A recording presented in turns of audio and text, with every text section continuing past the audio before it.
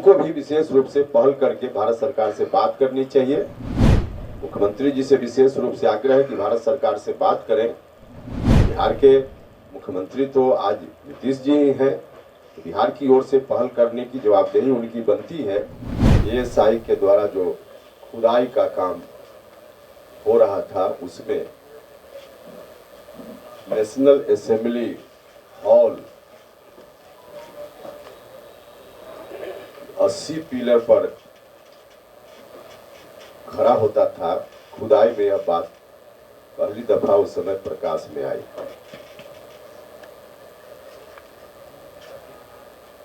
लेकिन बाद में चलकर 2004 में, बीच के दिनों में तो कुछ होते रहा, लेकिन 2004 में उसकी खुदाई पूरे तौर पे रोक दी गई। आर्कियोलॉजिकल सर्वे ऑफ इंडिया के द्वारा खुदाई का काम हुआ था, जिसमें बहुत सारी बातों की जानकारी हुई थी,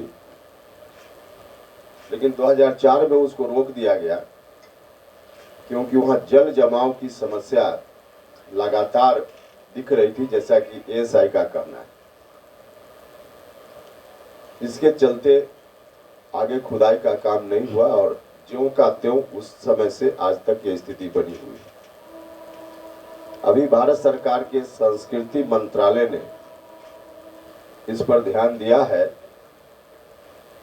और उनका जो नेशनल मॉन्यूमेंट अथॉरिटी है, उस अथॉरिटी ने एक ड्राफ्ट हेरिटेज बायलॉ जारी किया है, दस्तावेज जारी किया है, और उस दस्तावेज में बहुत प्रमुखता से यह बात आई है। और इस विषय पर कुम्हरार पर इस तरह का ड्राफ्ट जारी करना नेशनल मॉन्यूमेंट अथॉरिटी के द्वारा यह बहुत ही प्रशंसनीय काम है। भारत सरकार के संस्कृति मंत्रालय का हम हृदय से धन्यवाद करते हैं। हम न सिर्फ बिहार वासी बल्कि हिंदुस्तान वासियों का सर ऊंचा होता है जो मौर्य काल का इतिहास हम याद करते हैं।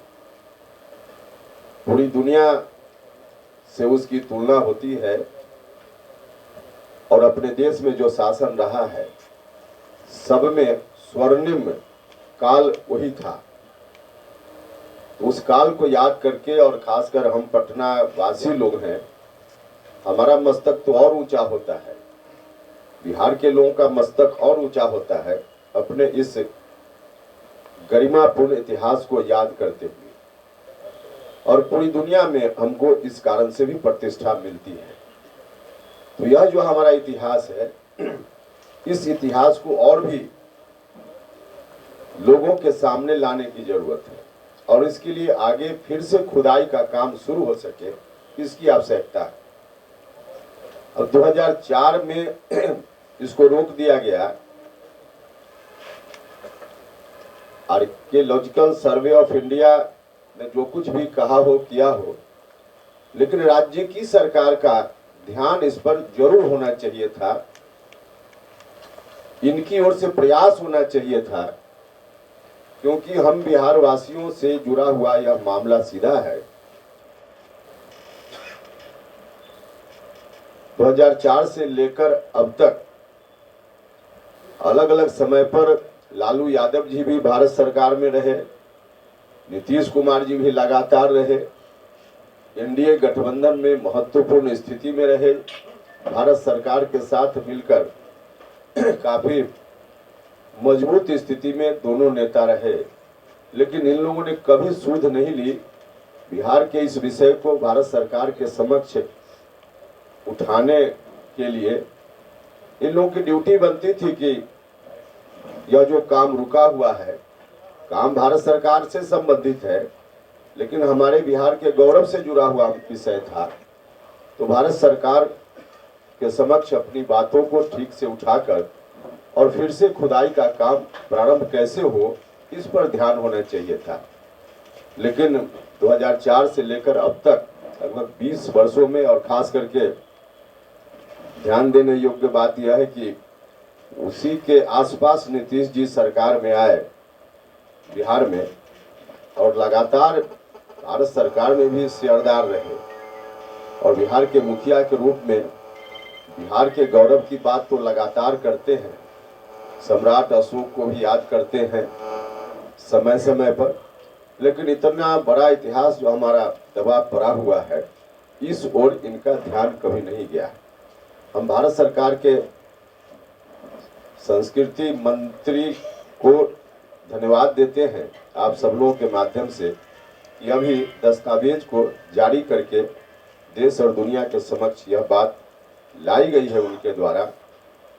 उनको ही हमने पत्र लिखा है, जिस पत्र की कॉपी आप सब लोगों के हाथ में है, उनको पत्र लिखकर हमने धन्यवाद दिया है कि आपने यह तो बहुत ही अच्छा काम किया, प्रशंसनीय काम किया, लेकिन आवश्यकता इसकी यह है कि इसकी खुदाई फिर से प्रारंभ हो और जो कुछ भी वहां दबा पड़ा है वह देश दुनिया के सामने आवे। इससे हमारे देश का गौरव बढ़ेगा, बिहार का गौरव तो बढ़ना ही है। तो हम सब लोगों के लिए यह गौरवपूर्ण बात है। इतिहास, जिस इतिहास को याद करने से सबसे ज्यादा मस्तक हमारा ऊंचा होता है, इस काम को आगे जारी रखने के लिए इसकी खुदाई की नितांत आवश्यकता है, फिर से आवश्यकता है।